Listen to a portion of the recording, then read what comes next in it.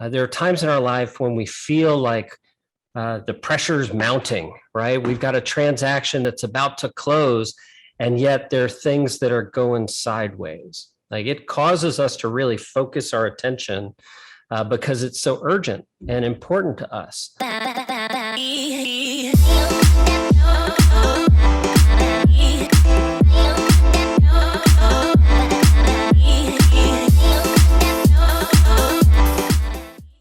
Welcome, LabCoatAgents.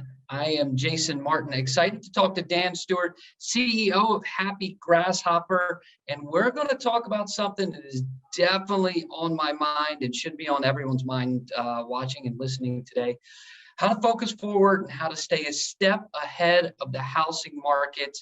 I'm excited to hear what you've got to share with us, Dan, because, man, it feels like it's changing right now so quickly.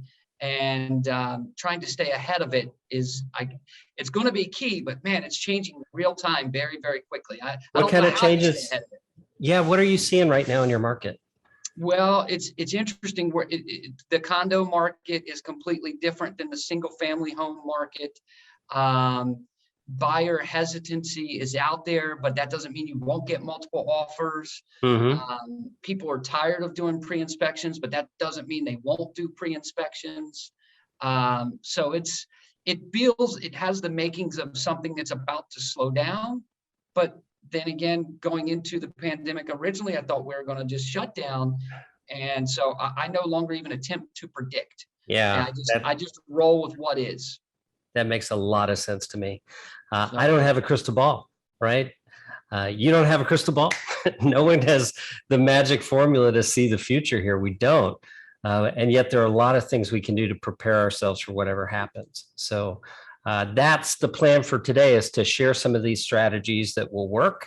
No matter what happens in the market, we want to be able to thrive, right? We still need to thrive no matter what happens. That's the plan. So before we dig in too much here, I want to say hello to everybody. Anthony and Diana and Gregory and Hexeth and Jimus. I hope I got that right. John, Juan, Judson, Laura, Linda. It goes on and on and on. Thank you, everyone, for being here. Super appreciate that. Go ahead and say hello in the chat. Let us know you can see us and hear us. Both Jason and I are going to have our eyes peeled on the chat throughout the whole session today. Those of you who've attended my previous sessions, you know, I expect interaction, because if we're going to show up and teach and really help lead you, the best way we know to help you thrive is to get your brains engaged as we're running through the material. So thank you, Anthony and Maria, for saying hello. Definitely appreciate that. I am going to share my screen here in just a moment. We'll start running through some content. Patty, thank you for saying hello. Definitely appreciate it. We've got somebody in DC, Jason. That's so strange. Who that is? I gotta Brad find Thornton? out who that is. Do you know him? Brad Thornton? That would be cool. Soon find out. So awesome. And Vanessa's here. And Gregory and yeah. Anthony. It's a good list. It's a good list. It is. Man. It's a great list for sure. Hello, Vanessa. Always great to see you. Glad that you're here. And oh my God, I'm getting an urgent call. Potential spam, right? I mean, how often do we get that? That's just ridiculous. So, all right, it's time to dig in here. I am going to share my iPad screen here with you. So let me get that share started, and we're going to get to work. And as I'm doing this, if you guys could go ahead and write in the chat for me a couple of things that you want to get out of today. Like, you showed up for a session called Focus Forward, how to stay a step ahead of the housing market. So I have an idea why you're here, but I'd love to hear if there's one specific thing that if you could get out of today's session, it would make your week. And Jason and I will do everything we can to provide that for you. So I'm going to go ahead and pull up this concept here, right? I mean, we all have a sense of what it is to focus, right? We really do.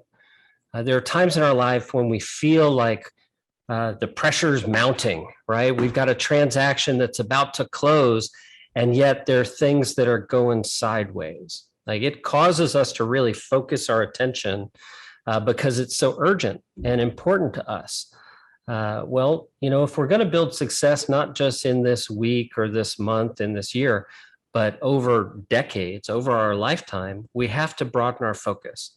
We have to really expand it outwards so that we can take in a broader view and really understand what we're able to impact, where we're able to make our influence most effective for each of us.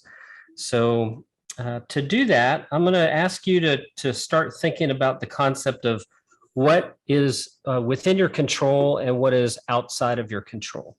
So we have things that we can definitely control, and we have things we definitely cannot control. And Jason, as you already mentioned, market conditions are not within your control, right?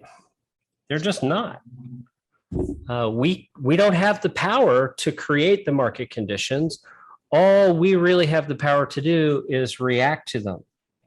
So we can control our reactions, always. Okay, and then on this other axis, we have whether it's important or not important. And again, we'll have kind of a yes and a no.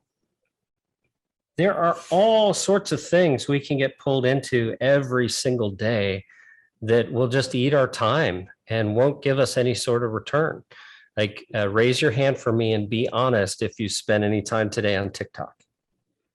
Hello, right? I have. I do that. It's become part of my routine. Like my alarm goes off, and before I even get out of bed, I'm flipping through TikTok, right? So what is going on? All of a sudden, a half an hour goes by, and I haven't moved out of bed yet. There are all sorts of things that are willing to distract us and eat our life if we let them. So the reason we're starting here with this process is to just call out some things that we have the ability to control. My example of TikTok is one that I can absolutely control. I have those things. So I want you to go ahead and enter into the chat for me some things that you can control that are not important. Let's go ahead and make a short list of these things. And Jason, does anything come to mind for you? What do you find yourself getting pulled into on a daily basis that just isn't important? That's going to require some thought, because I really go deep with how I start my day, Dan, and how I get into a rhythm and what I'm going to accomplish each day. So I'm very strategic about not getting pulled into things that just don't matter. So my schedule has quite a few gaps and holes in it. That's by design, because awesome. I get to the things I need to get to.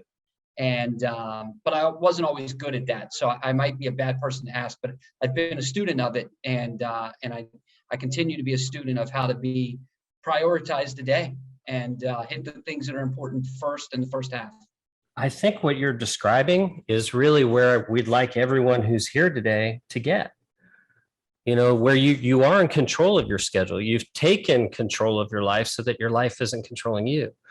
There are some basic time management things that are great to start with.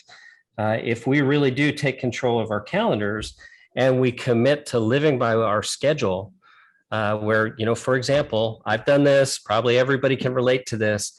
You schedule a block of time on your calendar, you mark it. This is your time to work on something important. And then that time arrives and your tank is empty. Like, oh, you just don't have it, right? You just don't have it. So what happens over time is you build the muscle where it's like going to the gym in the morning. It's getting up to go for that run when you don't really feel like it. It's avoiding that dessert that looks so good that won't ultimately help you achieve your goals. There's just a level of personal discipline that you have to insert here. So when we say, are things important? Yes. And we have the ability to control them. Certainly our reactions go here, right? I wrote it up here before, but it should be here. And our habits, right? If we build our habits are going to build our lives. So we want to be clear what those things are. And I see people entering here in the chat, things like watching television. You got your honey-do list, Mr. LeBlanc. I see that Darlene's covered up with emails, and Juan's got email, and Darlene's getting sucked into Facebook posts. There are some times where your next client is going to be hiding in that Facebook post, right? You could get an email invitation to an online class or a webinar that could be the place you learn that one thing that actually makes the big difference for you over time. What we're really wanting to focus on here, and the reason we're spending time on this section, is that unless you commit to taking control of these things, you're always going to live in reaction instead of proactivity. I'll let that sink in. I love that as I'm absorbing that. I have a challenge for you, Dan, and I'll see if you're curious about this. So in my mind, I'm always tinkering with words, how I interpret words. So I don't know if there's anybody out there that's watching or listening right now. You think of the word habit and your brain associates something with a habit. And for me, habits has a bad connotation, like bad habits come to mind first. So I've restructured the word habit to look at like daily rituals or daily good things, however you want to restructure. I just have restructured the word habits because my brain automatically goes negative when I think about habits. All the bad things are the things I shouldn't incorporate. So just an idea. I don't know how that hit you. Yeah, well, so what you're actually describing is something that falls right into being important and your ability to control. Because, each and every one of us, we're on a journey together called life. Stuff is gonna happen, and our job is to pretty much decide what it means. That's our role, essentially. Whatever happens in our lives, we're gonna create some kind of meaning around it. If your real estate career is going great and you think it's easy and fun, well, you're going to experience a lot more joy in your career than someone who views it as salesy and manipulative and challenging, right? And in either scenario, whether it's the word habit or the word ritual, it's the meaning that we apply to the word that really makes the difference. Yep. So yeah, I love that you're attuned to that, because oftentimes you need to make that little shift in language while you're setting these new habits. You have to have some change there, where it just always feels the same way over and over and over. So I want to go back to the chat here, because I see Brad is commenting something very smart. Someone else's emergency, right? I mean, how many times in our day do we have somebody else's emergency pop up and require our attention? Right? Could be our kids, our spouses. It could be an employee. It could be a subcontractor. It could be absolutely anybody who's got something that's popping up in the world right now. So I want to offer you some language that can get you out of that scenario. Whenever you've got someone who's got their emergency that's interrupting you and they're demanding your time, just say, "Oh, I'm so sorry, I have another commitment." That's it. "I'm sorry, I have another commitment." That's easy. You don't have to go into details. You don't have to explain everything under the sun. You can just quickly get to a point where you're able to move on and get back to what you're working on. Okay. Now, I'm going to circle back to this page. We're going to visit this again in just a moment. This concept that's on the page now is something I've taught in several sessions. So this is something I truly believe in. Whatever goal we set for ourselves as sales professionals, however large it may be, the path to achieving that goal is the same. Like, let's set a huge GCI goal, Jason. What is your, like, oh my God, I can't even believe it, GCI goal? What would that be? Well, we're on track for it this year. It'll be about close to 4 million. Close to 4 million in GCI? Yeah. Okay, cool. So, I mean, we can calculate, well, how many sides, how many units have to be sold to reach that goal, right? And then we can calculate, well, how many leads do you need to have to get that many sales, right? How many relationships do you need to have to get those referrals, a portion of your opportunities? How many conversations do you need to have to nurture those relationships? And then the place where we're always going to start this journey towards our goal is by asking questions, right? So coming back here to the things that we can really control that are very important, we're going to label questions here. That absolutely needs to go on the list. And there's two types of questions. There's the internal question we ask ourselves, and then there's the external questions that we ask other people, right? So internally, questions like, how can I leverage my talents and time to achieve X and Y and Z goal? Those can be helpful. Empowering questions like, what can I do today to improve my health? That's a question your brain's going to have to come up with an answer to. What can I do today to make sure everyone I serve knows absolutely for sure that I care about them? Like, there are all sorts of ways that you can leverage these internal questions to allow you to more easily achieve an external goal, right? So my intention for you today is to empower you to the point where you can go, okay, I get it. I'm going to start my day by asking a series of questions that are going to help me win no matter what happens in the market conditions. Because again, those are things we can't control.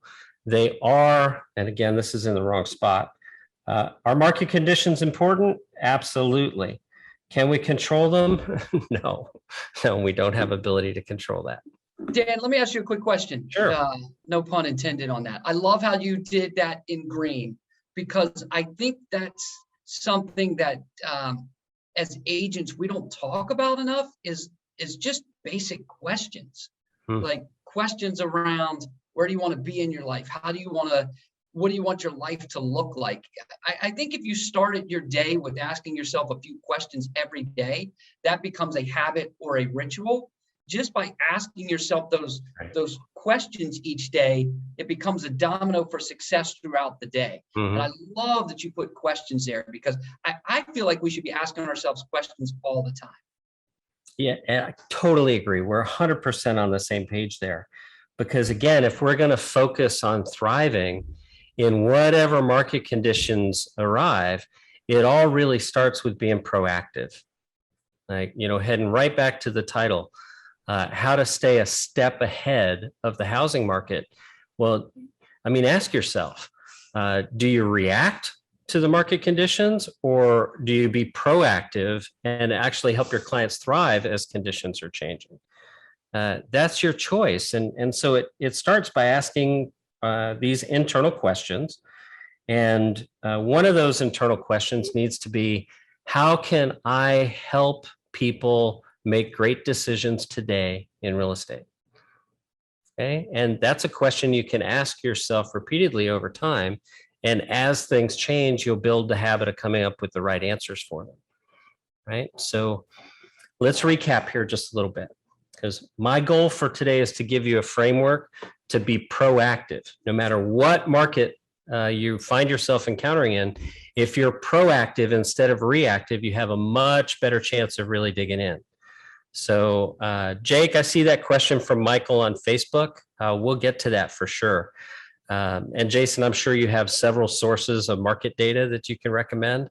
I know our friends over at Keeping Current Matters do a great job of publishing data and helping structure conversations for you around that data. Bunch of sources of data that are out there, but again, just having the data isn't enough.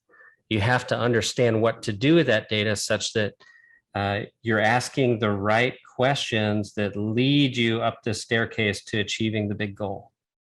That's the big priority here. So I'm going to skip down here and we're going to craft some questions together.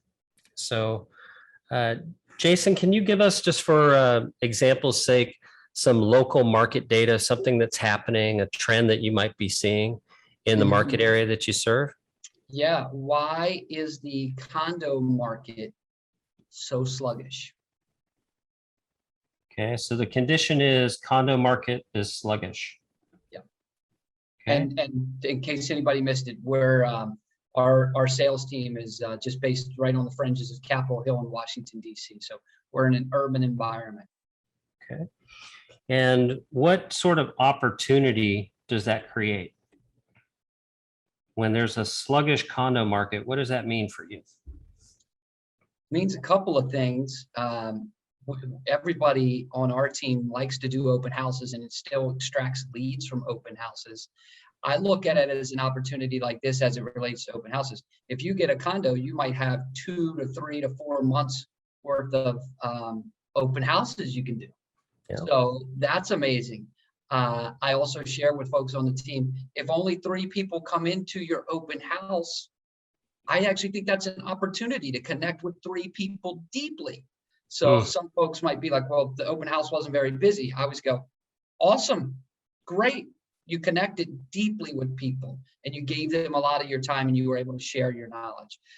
The other opportunities associated with that are being able to take over market share of buildings. If you do have one that you get under contract and you blast it out to that building that you got it under contract quickly when everybody else is sitting on the market, you're going to get more listings in the building. And then just generally, agents will pull back when it's not as exciting and things don't sell quickly. They'll pull back their marketing efforts in buildings. So if you're looking for an opportunity to take over a building, this is the time. Okay. Anything else come to mind there? It's a long-term game just to get that. So if you're looking at the opportunity here, and I think we're all going to approach the opportunity in a deeper picture in the business here soon. If you look at it as a long-term game, you'll be better suited to deal with it. I don't want you to have false expectations if you're selling condos in our market right now that it's what it was or that it's easy at all. It's not. Okay.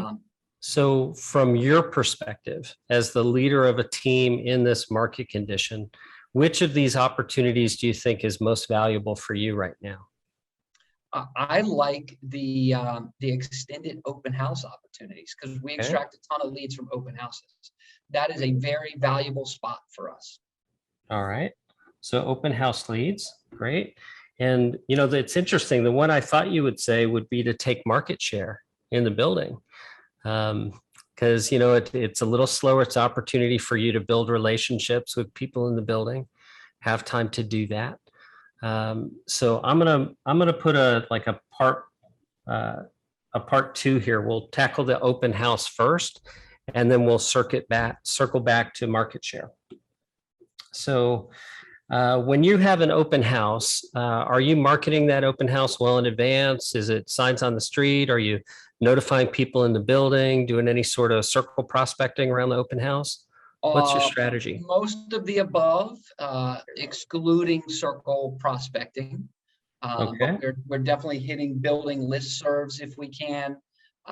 We have open house scheduled for Thursday night on a new condo listing that we're going to have the owner hit up the listserv for. We're going to do a happy hour Thursday night, 5 to 7 for signs for sure, potentially mailers to the building, and not to exclude the take market share. If we're hitting the building with mailers about the open house, we're absolutely going to hit them when it goes under contract. We're absolutely going to hit them when it sells, and attempt to extract more listings and then eventually take over the building. So, gotcha. Okay. Yeah, I really see that these things can be connected here. Because, you know, as you have an open house, if you're able to meet other people who live in the condo, building those relationships is a chance to build more market share in the building, right? It's a matter of becoming the known entity, the choice, right? The inevitable choice is ultimately where we want to position ourselves. They'll work with us eventually. So you market the open house. People come to the open house. There's lots of, I'll say there's a bit of a market specific quality when it comes to open houses. There's some very standard ways. Of course, we want to build relationships. We want to welcome people. Do we have them sign in? Do we force them to sign in? Do we not force them to sign in? Do we have set questions and scripts that are asked? How do you train your agents to run an open house effectively? What are the components there? Oh man, I'm going to give you guys my 2-minute open house, the way I approach it, and you're going to be so underwhelmed with how I approach it. So I do mine completely different, Dan, and I recommend everybody kind of find their groove. I absolutely do not have people sign in. And you're gonna be like, what? Okay. You don't have people sign in? Hang with me for a second. So you come into my open house, Dan. I say, hey, how you doing? Welcome. Let me know if you have any questions, and I'll be right here when you come back down. And I didn't make them feel uncomfortable by signing it. Nothing wrong with that. If you're doing that, I just know what works for me. I make them feel comfortable as soon as they come in the door. And then I also have in the back of my mind, they're not getting out of that door without a full understanding of who they are and why they came into the open house. So if I can help it, no one escapes. In fact, I might be positioned one spot when they come in the open house, and as they're working their way back out, I actually might be positioned in a different spot because I don't want anybody slipping by. But my goal is to make them comfortable and then connect with them as quickly as I can after they've toured the unit. And I might do that by saying, hey, what else have you seen today? Did you go to any other properties in the area? Did you see this one in the building? I'm sharing market knowledge really, really quickly with them. So I'm showing my value to them. So those questions, like, so one of them was, what other areas are you looking in? Did I get that right? Yeah, or did you see the other units in the building? Or what other areas are you looking at? Not questions people are listening and going, oh, I wish I asked that question. It's not that. My only goal is to engage them in conversation. Yes. That's it. And in a comfortable way. That's easy for them to ask. So easy when they come in, easy for them to answer. And then at some point in time, if the light bulb goes on and they go, yeah, we saw unit 202, and I'll be like, well, what do you think of those wood floors? Because I've already previewed that unit, right? Maybe an hour before the open house, but that's irrelevant. And so I've already previewed that unit, and then I'm sharing market knowledge with them. At that point in time, I'll go deeper with them. I'll layer it. Are you looking for when would you like to purchase? Different questions. And then ultimately I'll say, hey, well, I'd love to talk to you about this other opportunity as well. Or maybe you didn't see this one. We could set up a time to show that. Would you like to do that? And if they say yes, out of my back pocket, folded up as a white sheet of paper, I'll just go like this one. It'll be folded up in my back pocket. And I write their name and number down and their email down because I will ask for all three. Now, the benefit of my strategy is that hardly anyone gives me false information when I write it down. So if I get their information, it is solid information. Whereas I feel like open house sign-in sheets, and this is just for me, everybody, if you're using open house sign-in sheets or doing it on your iPad and having success, roll with it. I would get a lot of false information that way. So I get them to let their guard down. I take down their information. And the last tip I have is I will try and set the appointment with them, whether it's for a buyer consult or to see a property. Ideally, you set the appointment for the buyer consult first before they leave that open house. Because what happens when they go to the next open house, Dan? And what happens when people wait until Monday or Tuesday on a Sunday open house? We already know the answer. So I don't know if that's what you were looking for, but you got really quick. So what we're doing here is we're working through a process where we've got a condition, and then every condition always has an opportunity.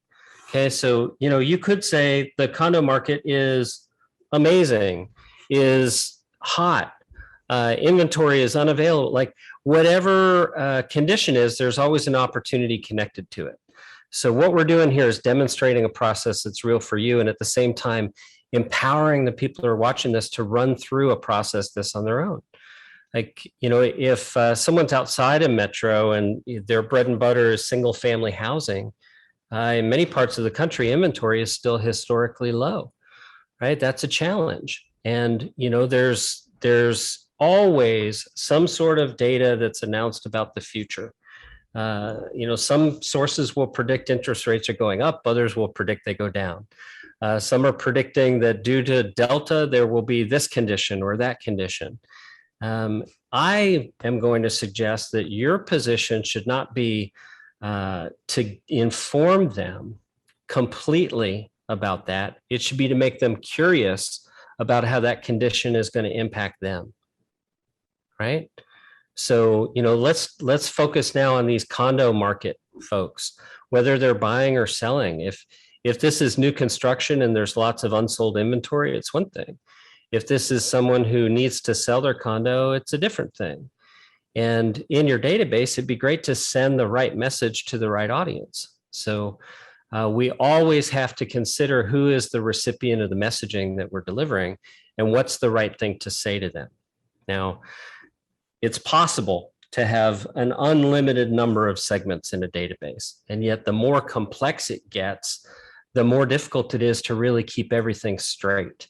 The more dividers you have set up in a database, the more variance you need in messaging strategies. So I want to simplify this for you, right? We've got people. You may call them contacts. I'm going to call them people, right? And then they either know you or they don't know you. Now, my thoughts on this would be a lead doesn't know you, right? If somebody walks into your open house, they don't really know you. They're not there because you invited, they're not there because you invited them. They're there because they're interested in the unit. Like, your job is to take all these people who don't know you and get them into the category that knows you as quickly as possible, right? And think about the difference between how we communicate to people that know us and people who don't. Like, Jason, we don't know each other very well yet. Like, we don't. And yet it may be conceivable that we become great friends. Like, we might, you never know, maybe a year from now, we're on vacation together with our families, right? The way we communicate from the moment we meet to the moment we've got that kind of a relationship in place, the communication changes dramatically. So I'm emphasizing this point because if you think of your past clients, they all really know who you are. And if all they hear from you is real estate, real estate, real estate, it's actually disrespectful of the relationship that you've built together, right? So we want to have a messaging strategy that's very effective for people who actually know you, because, if we survey most agents in most markets, most of their business is going to come through relationship rather than through lead sources. So, I really don't care if someone's a member of your sphere of influence or if they're a past client. If they know you, it's safe to communicate with them in a more friendly way. And, the way that we've worked on this for 10 years at Happy Grasshopper has been improved by our relationship with LabCoatAgents. So most of you know about LCA Nurture by now. I want to just put a little bit of data here for you. We know that for every 100 contacts who know you that you load in the system, we'll find on average 12 transactions per year. I mean, that is a needle mover for nearly all agents. Unless someone's doing just an ungodly amount of volume, 12 transactions per year is going to make a meaningful difference in their bottom line profits at the end of the year. So if we're going to circle back now to these questions that we need to ask, and we think about the conditions that are in the marketplace, this is how it fits together. Okay, so what to say is going to almost always equal questions. And the reason is that questions lead to conversation, right? When we're asking questions, we can expect to have conversations. So let's take a bit of data in the market. Let's say that inventory is increasing. Okay, we can decide what those sorts of things mean, and we could be wrong, right? The idea is we need to have a conversation with someone about that point of data. So I'm going to suggest that instead of sending a message to people who know you that contains all the data about the situation, just pull out some interesting parts about it and ask questions about it. So, for example, Jason, if you were my past client and I saw that inventory was increasing, I can interpret that in a few different ways. I can say that, oh, maybe this is a bunch of sellers who've been timing the market that are now thinking it's time to actually list their properties. I can state that. Or I can say something to you that's much more likely to get a response. Something like, hey, Jason, it's me, Dan. I was just reviewing our markets data and I saw a trend that's very interesting and will definitely make an impact on your home's value. I'd love to have a conversation with you about this. When can we connect? Right? So if you think about what I just did in that short message I just explained, I didn't explain what was going on in the data. I raised the curiosity and I left it unresolved. Okay. Now let's contrast that with a typical real estate newsletter where we're saying last month there were X and Y and Z that happened, and this percentage changed to that percentage, and this is what it all means.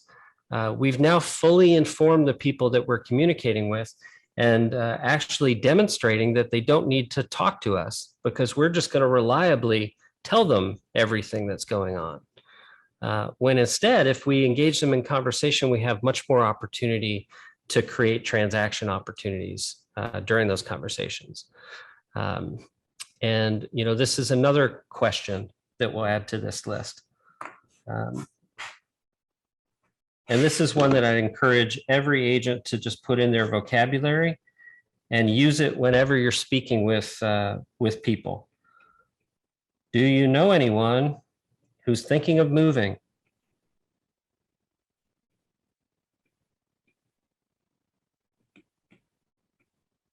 And you could probably get a prescription filled with this later. I'll send out the deck. I know my handwriting's not the best in the world. But if we ask this question of just people on the street, our friends, our past clients, folks we're standing in line next to, that person at the grocery store we strike up a conversation with, it's really interesting how many times we'll get answers that can lead to transaction opportunities. So let's just knock through this list here. So we've got who to say it to, which will be knows you or doesn't. And in this section, we're really only focused on people who know you.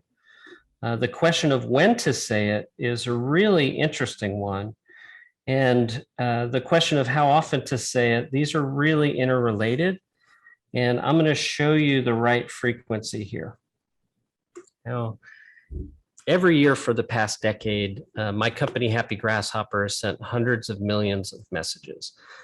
We have an enormous data set that tells us how frequently we should touch a single contact and which frequency of messaging, which duration of campaign, and which content of messages produce the best results. So all of this has been embedded in LCA Nurture, and I'm going to give you the breakdown here.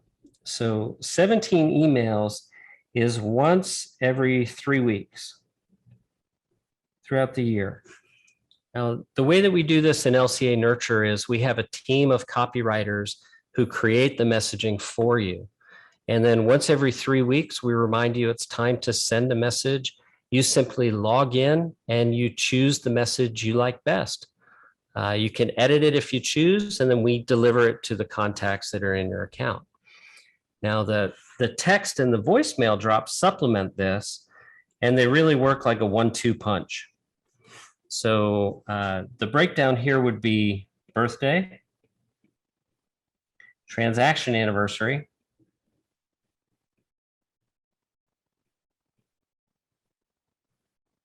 you've got quarterly lead harvesting messages, and then 6 holidays of your choice.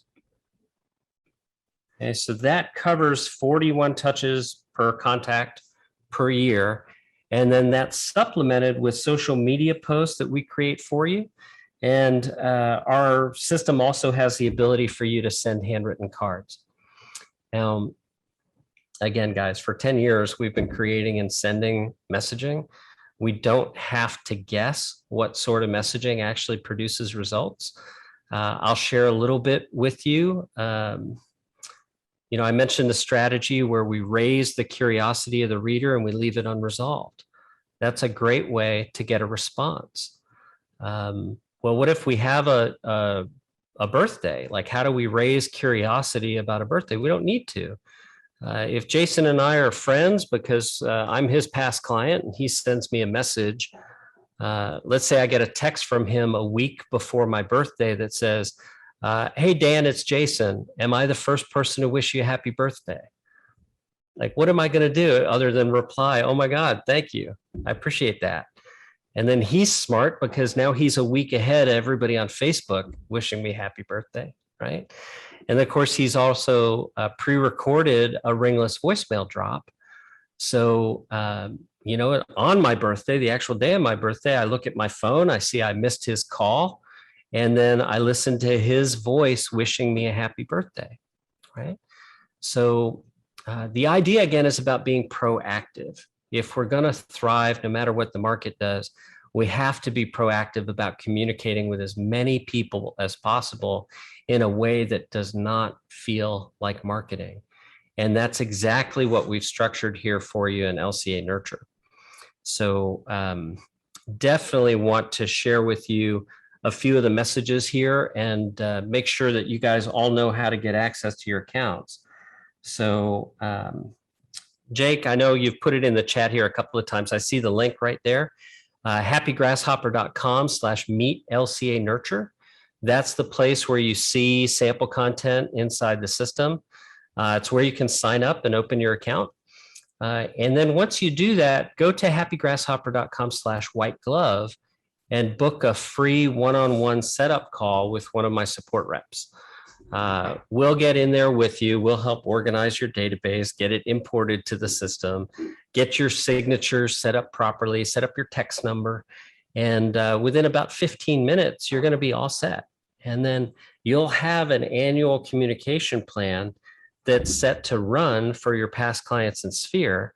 And what that will do would be to quite simply make sure that you're finding as many transactions among the group of people in your database who actually know you as possible.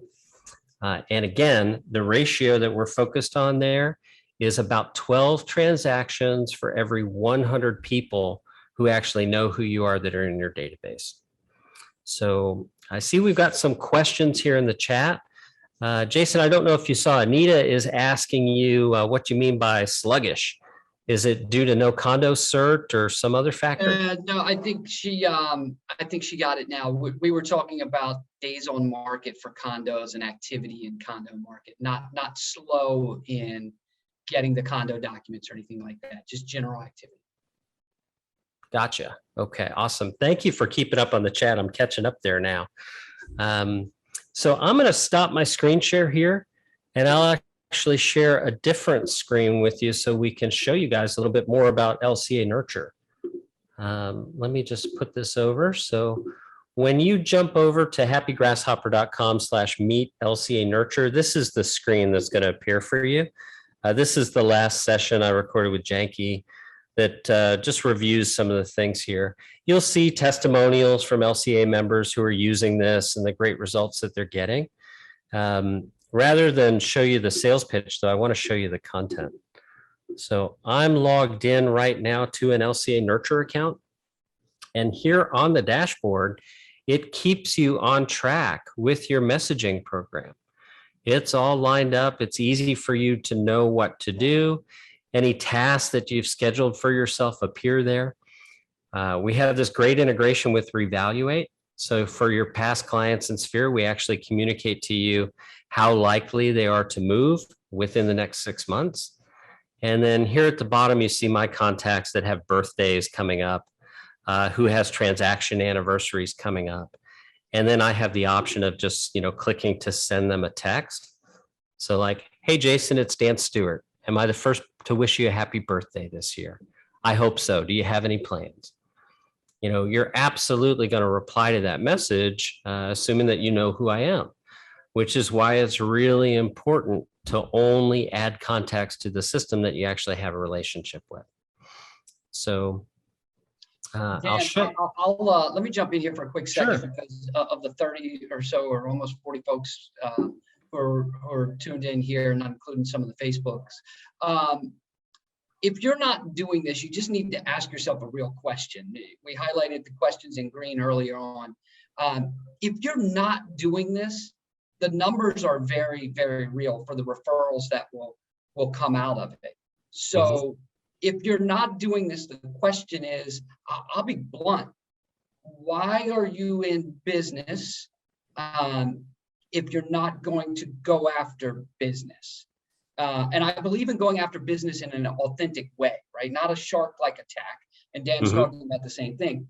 If you're like, well, I'm too busy, this is automation of this. And by the way, Dan's not paying me for the plug. I just am a believer in this after almost 20 years in the business. 80 to 90% of my team's business comes from past clients, fear, exactly what we're talking about here.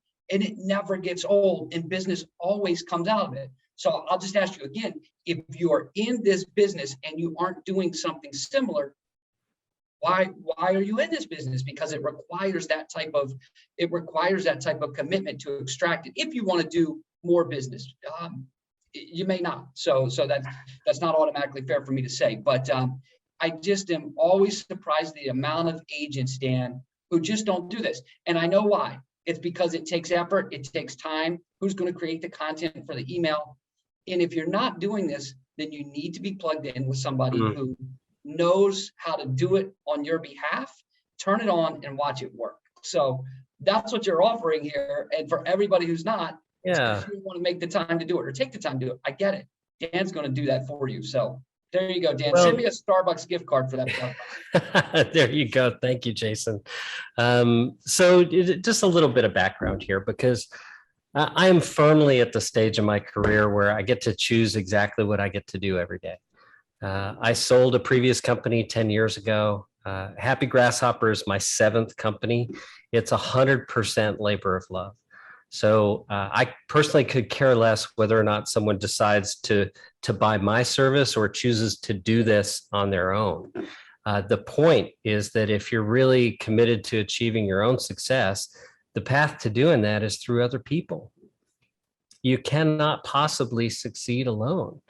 Like far too many people, I grew up in a challenging circumstance. I did not have all the advantages in life that some are fortunate to have. And if it weren't for all the wonderful people who engaged me in conversation and helped me grow over the years, I probably wouldn't be here with you today, being able to pass on the things that I've learned that are really valuable. I just want to make sure that really comes through, that this is my labor of love and I'm here because I want to help. So whether you use LCA Nurture or you decide to just do it on your own, like the formula works, right? Reach out to people 41 times per year who actually know you, and don't reach out with a sales pitch. Reach out to engage them in conversation. Like, for example, I'll jump over here to the text message area. Like some of these are so simple. I'll pull up one of the quarterly lead harvesting messages here in the library. This is an offer help, or it's an ask for help message. It's Dan. Do you have a few minutes this week? I could really use your help with something important. Wow, that is so simple. And yet, how scared are most of us to ask for help when we need it, right? If you're not producing at the level you'd like to be producing at, you need help to get to that level, right? And so, when someone replies, it's your chance to have a conversation that leads to the outcome that's helpful for them and helpful for you. So if I sent you that text and you know me, you're probably going to reply, oh my gosh, what's going on? Yeah, Dan, I can help. What are you up to? And if I'm a real estate agent, I would say something along the lines of, well, there are a lot of people who want to live in your neighborhood. Do you know any neighbors who are thinking of moving? Or maybe someone we could convince to move if we got enough money for their home, right? That's a question that helps surface a listing opportunity for you. So just one example. I'll click over in the email audience. There's tons of messaging here, and each of you get to rate the messages as we click through them. So like here's a let's catch up message. Some of you might rate it here. Some of you might give it 5 hearts. Whatever you choose, our system is going to learn your preferences, and our writing team will be able to put more content that you love in front of you as we move through time. So I'll just show you a few example messages there. We've got great social media content. Again, just like all our content, this is new once every 2 weeks. And these messages, as I share them, you'll notice we're starting conversations on real estate related topics. We're not saying, are you ready to buy, sell, or invest, right? We're interested in just helping you have conversations on social. We let you copy the text and download the image. And then my suggestion for you would be to like their comments, reply to their comments, and then reach out to them in the DMs. Because part of what you're helping the algorithms that social media companies do is see that you're the type of person who creates engaging content and that people engage with. So there's a ton here. Just go to happygrasshopper.com/meet LCA Nurture. You'll be able to see more sample messaging there and of course, see content that other members are having success with. So, Jason, I think we've covered a lot today. I want to do a little recap. Yeah, we did. We went through a lot. Yeah, there's so much here, right? Because we've got the list of things we can control and things we can't control. I know for certain I can't control the market. I can only control my reaction to it. I know for certain I can't control every minute of my day, and yet I can control being proactive, deciding to live by a schedule, deciding to ask myself a set of questions designed to empower me towards success, right? And I know if I examine every business across the country, most business gets done through relationship. So I definitely want to carve out some time to focus on the people that I already know, have a great communication strategy for them. And of course, that's why we built LCA Nurture. So I want to thank everybody for coming today. I hope you got what you came for out of this session. Would love your feedback. If you'd like to reach out, have a chat with me, just send an email to dan@happygrasshopper.com or find me in LabCoatAgents and connect with me there. So thank you. I appreciate it, Dan. Thanks for the insight. And I challenge everybody here to just take 1 or 2 things away from today. Don't try and take it all. Just take 1 or 2 and see if anything sticks. I'm going to take the birthday a week early on the birthday, Dan. It's not. Eat the rush. I'm gonna do that. I'm gonna go with that. So, well, listen, we appreciate it, and everybody knows how to reach you. You guys can hit me up at jason@jasonmartingroup.com. I put that in the chat as well. jason@jasonmartingroup.com if you have any questions for me. And yeah, thank you, Dan, and enjoy the rest of your week. Make it a productive one, my friend. Thanks, Jason. You too. Bye, everybody. Okay.